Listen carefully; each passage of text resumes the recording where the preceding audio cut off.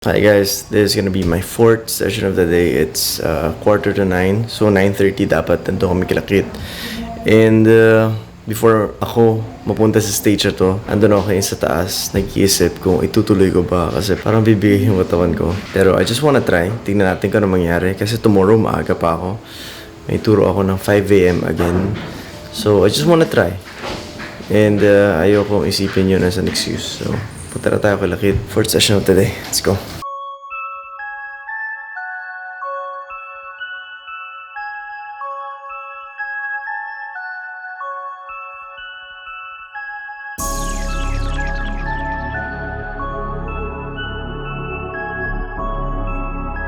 So this is the first time na naging gabi yung the process training session namin.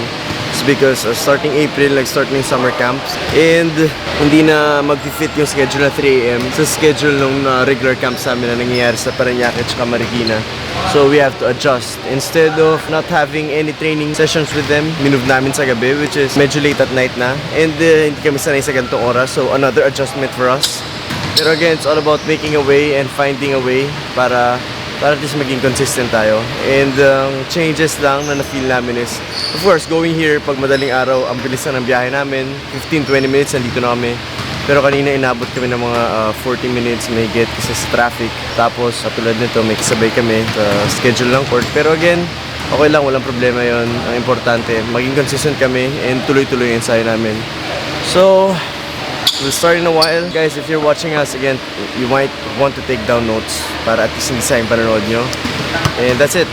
Start na kami.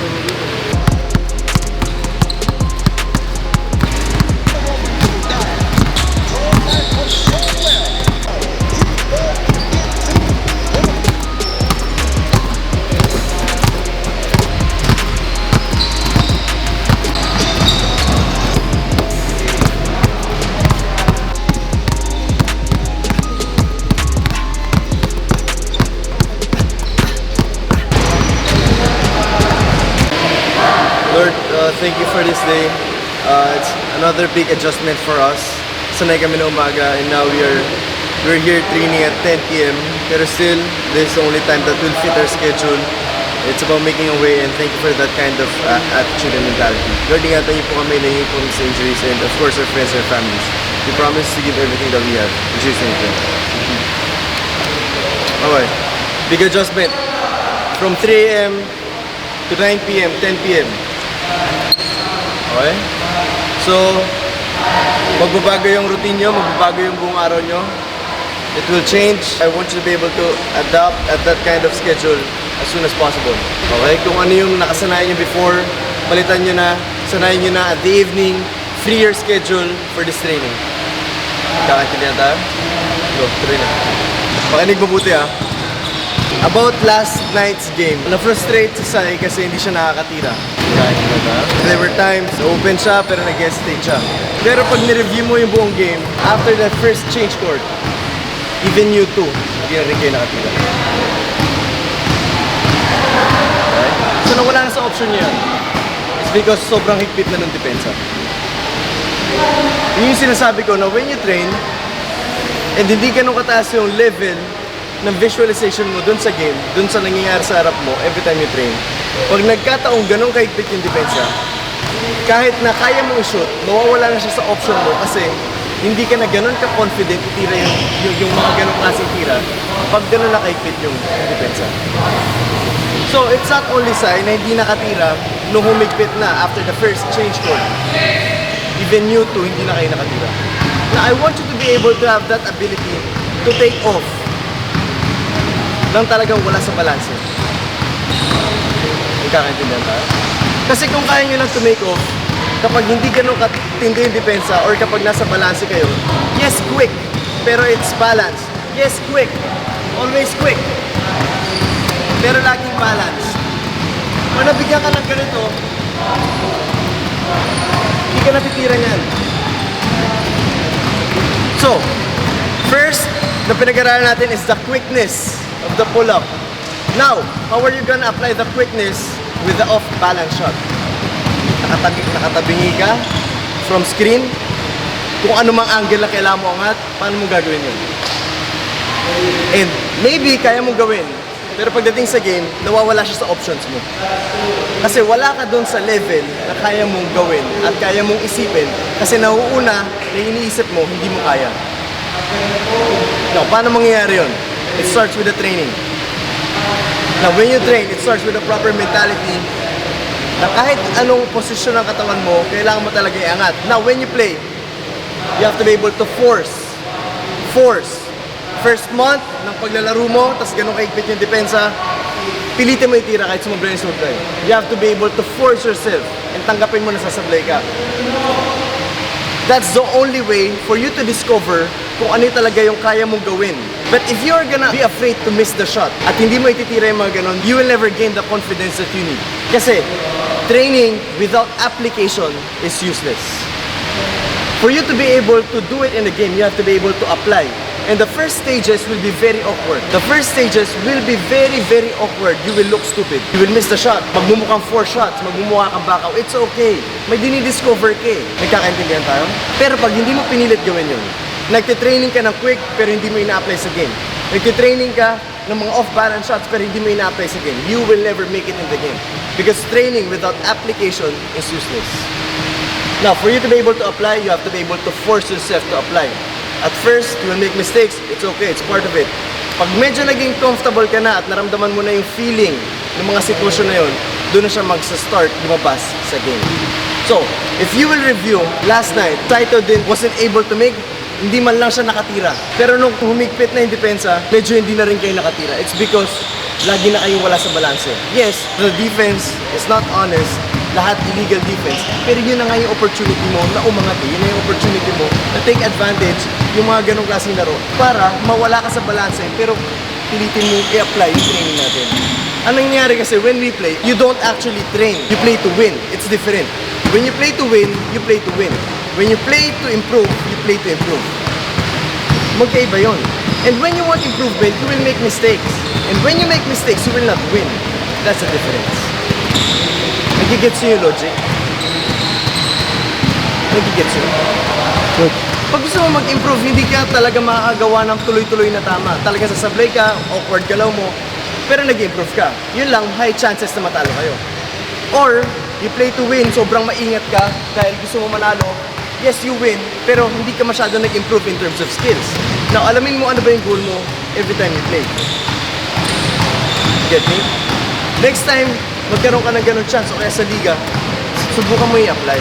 Kasi meron tayong nire-reach na certain level of skill para mas maging unstoppable ka when you penetrate, when you attack. Mas maging more of a threat ka, mas maging deadly ka. Pag nangyari yun, mas madali pumasa, mas madali pumenetrate. Get me? Meron tayong nire-reach na certain level of skill wherein re-respetuhin ka, aangatan ka. And from there, dun mag-uumpisa yung ibang movements mo. But first, you have to be a threat.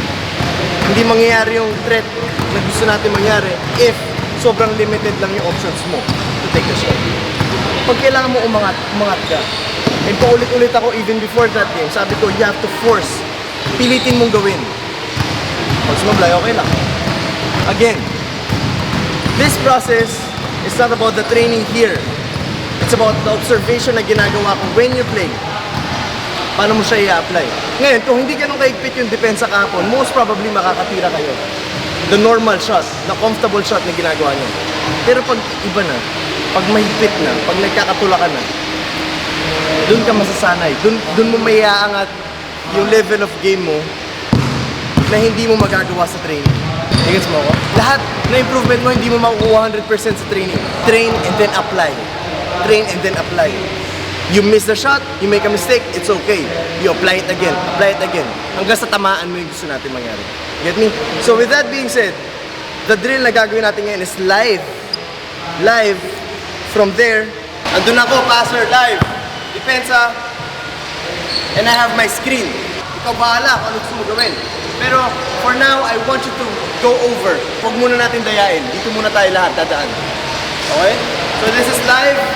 Ikaw bahala. Pag hindi mo napatama sa screen, hindi mo na ibaon, makakasunod yan. But the drill is very simple. Live. Tama. Habol. As in, habol yan. Live yan. Now, tanggap. Angat tayo.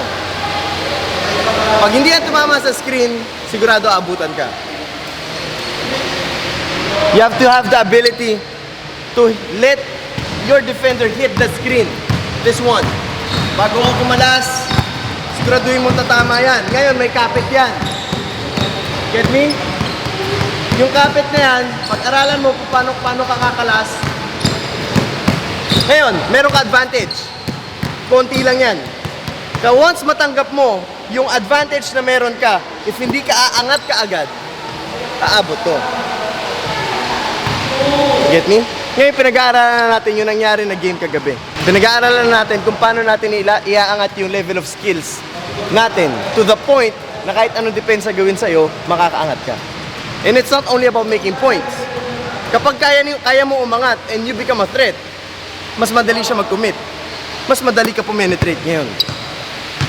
Ikakaintindihan tayo? That's what I want you to learn. It starts with here. Takbo. Habol talaga to. Life to, ha? Habol yan. Pasa. Take a shot. As quick as possible. Go first two. You really try to fight the screen. Okay? As much as possible, ayaw natin lumaki yung gap yun sa offense at saka sa'yo. Magkakaintindihan tayo? Try to really fight the screen. Kung kaya mong huwag tumama sa screen, do it. And offense, talagang patamain mo sa screen.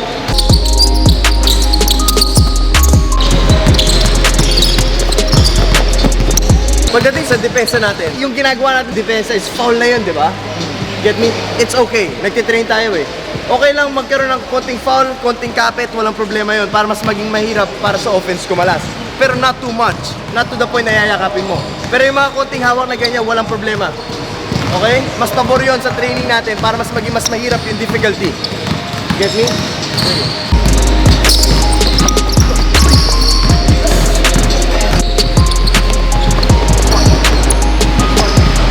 Tumatawag ka na screen.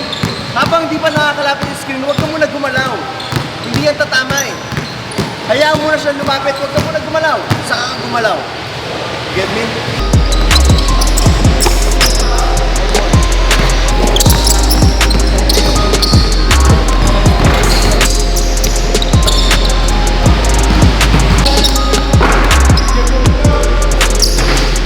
Hindi ka pwede umangat from here, tapos papatamain mo siya, expect mo tatama siya, dediretso ka lang dito, tapos expect mo tatama siya.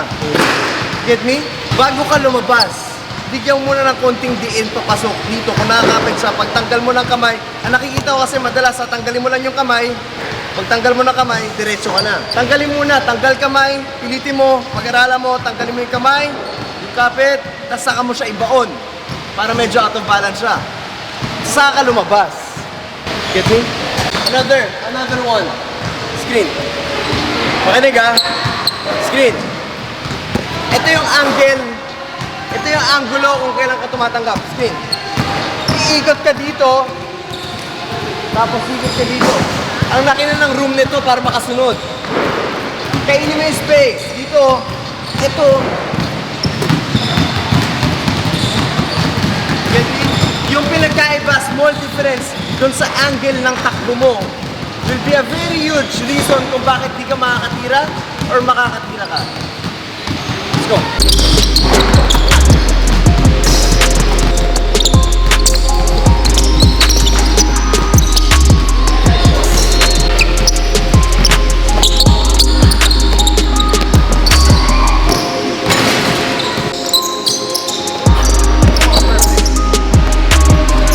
Now again, the kind of defense na ginagawa nila, of course, pagdating sa game, it's a foul.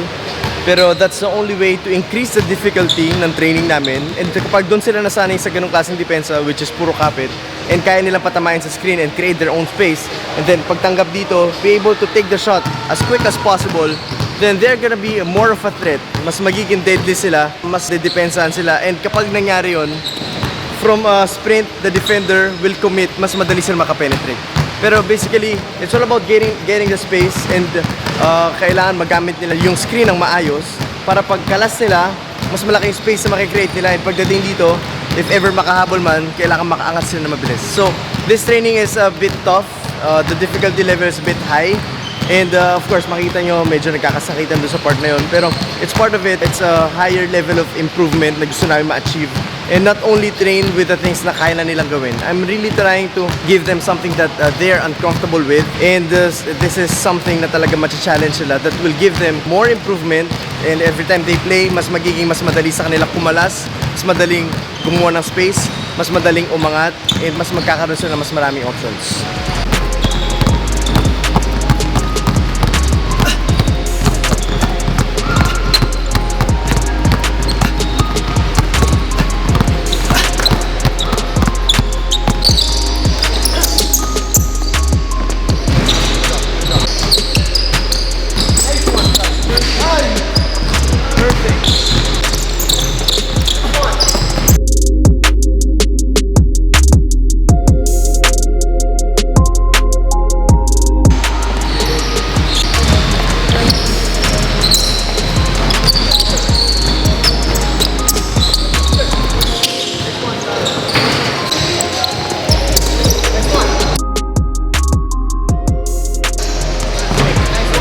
Pagdating doon sa screen, pag alam mong alanganin na baka hindi siya tumama, huwag ka muna lumabas.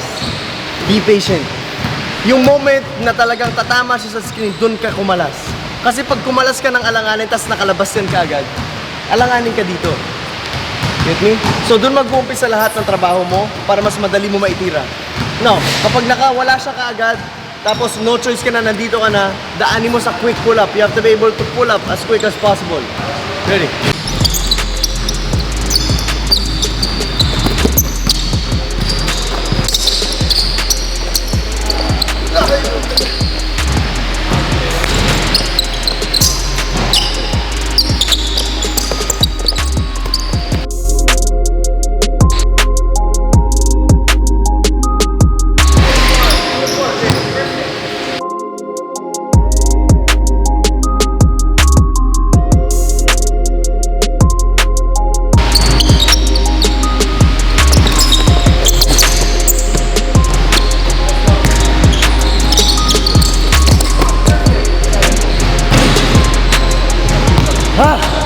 Good job. Nice one, Jen. Yung awkwardness nung galaw na ginawa nyo, yung tira nyo, kung paano nyo i-release, kung gaano ka-awkward yung position nyo, kung gaano kataas yung difficulty, kung gaano siya kahirap. Now, pagdating sa game, tapos wala kang capability to hit those kinds of shots, hindi mo talaga ititira yun, hindi mo siya maiisip na itira. Kasi hindi mo nga kaya gawin eh. So what makes you think na pagdating mo sa game, tapos dinipensahan ka ng sagad, maititira mo yung mga ganong klaseng tira. So shooter ka lang kapag yung depensa sakto lang. Pero pag yung depensa umangat na sa level, na nilagpasan na yung level ng skills mo, hindi mo na siya maiaangat. Yung mga naititira mo sa training, hindi mo na siya magagawa. Doon yung sinasabi ko na useless na yung training mo. Nagiging useless na yung training mo kasi hindi naman yun yung mangyayari, level of difficulty sa game. Na kapag ready ka lang for this level, pagdating sa game, itong level yung biglang humarap sa'yo, hindi ka makakapag-execute. So kagabi, nung yung depensa sobrang sagad na, sana napunta yung 200 made shots na ginagawa nyo for 3 weeks. Hindi nyo na siya nagawa. Doon yung sinasabi ko na buti nangyari yun, na hindi naman natin sinasadya, gusto lang natin maglaro ng intense. Tapos buti nangyari yun, para meron akong visualization na maipapakita ko sa inyo. Now, para saan yung 200 made shots a day na ginagawa nyo for 3 weeks kung hindi nyo naman maititira yung bola? Ngayon, pag nag-training ka, tapos yung level of difficulty nandito, sa mga susunod na araw, tapos nangyari ulit yun, lahat ng training mo magiging useless ulit. Kasi hindi mo naman siya ma-apply sa mga ganong klaseng game eh. Pero if you're always ready for those kinds of games, bigyan ka man ng ganong level ng difficulty or ibaba, kahit sa ang klaseng level, makakapag-operate ka. So yes, you make 200 made shots. Pagdating sa liga, yes, hindi naman ganong kahirap yung depensa.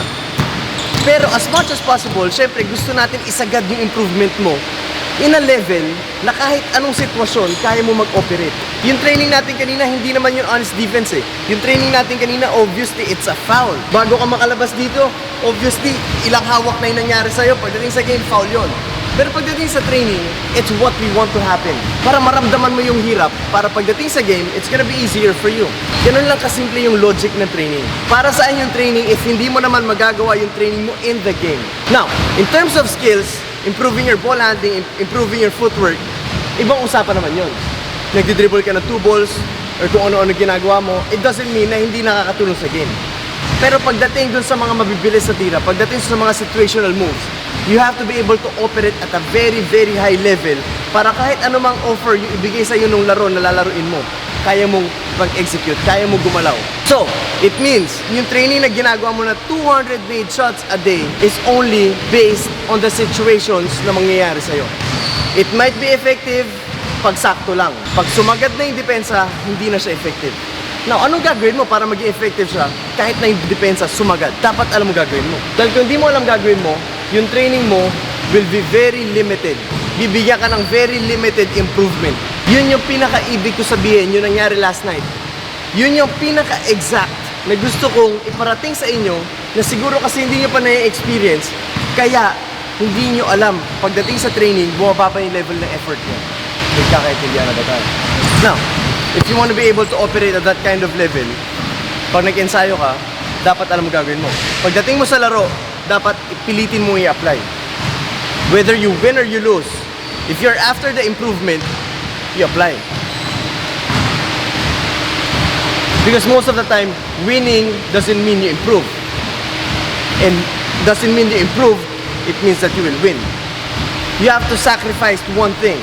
Ano yung sacrifice mo for that moment? Improvement or winning? Doesn't mean that you will lose kapag nag-improve ka. Pero higher chances, of course, na sasablay ka sa mga tira mo if you're trying to do something new. Yun yung ibig ko sabihin sa inyo. Naintindihan niyo na ba ako? Now, past 3 weeks, you're making 200 made shots. Na-reach yung level na mas mataas dun sa dating yung speed. Mas naging quick. Ngayon, tatanungin ko kayo, yung quickness ba, yung level ba na na-achieve nyo is enough for you to be able to operate dun sa level ng laro kagabi? Kung hindi pa siya enough, dagdagan mo. At pag sinabi kong tumira ka nang wala ka sa balanse, talagang tanggalin mo yung balanse pag tumira ka. Hindi yung tinitipid mo. Pag medyo dinadaya mo, tatakbo ka, tas babalanse ka ng konti. Pag tinira mo, pagdating sa game, tas nawala ka talaga sa balance, wala na. Hindi mo na maititira yun. In short, lahat ng tinraining mo, it's done. Sana nagkakaintindihan tayo. So when we talk about improvement, you will really increase the difficulty in a level na talaga magmumukha kang tanga. Kasi pag wala ka sa stage na hindi mo nafe-feel na awkward yung galaw mo, wala ka sa stage na hindi mo nafe-feel na nagmumukha kang tanga sa galaw mo, ibig sabihin na doon ka pa sa somewhere comfort zone mo. Lumabas ka doon, try to do something new, doon mo may experience yung mga bagay na pag dumating ka sa higher leagues, mataas na klase na depensa, doon ka makakapag-operate. Pero kung hindi ka sanay, you'll never get there. Kakaintindihan ba tayo? Ibig sabihin sa iyo. Now, next time you play, apply. Apply. Apply. Apply. You miss the shot, it's okay. You make mistake, it's okay. For as long as you're trying to apply, marireach mo yung level one day na magagawa mo siya na maayos hanggang sa maging tuloy-tuloy na siya. Now, bago ko tapusin to, tatanungin ko kayo. Most especially, kayo hindi nyo naman na-experience kasi nag-shooting lang kayo. Kayong tatlo, is the effort that you were giving 3 weeks ago sa shooting nyo is enough for you to be able to operate at that kind of level? If hindi, dapat alam mo na yung sagot. Alam mo na dapat yung gagawin mo. Dahil pagdating sa mataas na level ng laro or yung dikdikan, mukha sa mukha yan. Hindi ka makakawala. Kung hindi mo kaya mag-operate sa level na yon, useless yung tinitraining mo. Kakaintindihan tayo. Let's pray. Lord, this training is just a quick training and we only reviewed kung ano nangyari last night, pero it's a good one. Naintindihan nila yung mga dapat nila ma-improve, and again, the adjustment na kailangan namin gawin from morning to evening is a very huge adjustment, pero we're still here. We will face the challenges that our dreams has to offer, and we promise to do everything that we could. Yun lang po, ingatan niyo po kami, and ingatan niyo po yung families namin and friends. And cheers to you, friend. Good job. Good job. Good job. Thank you.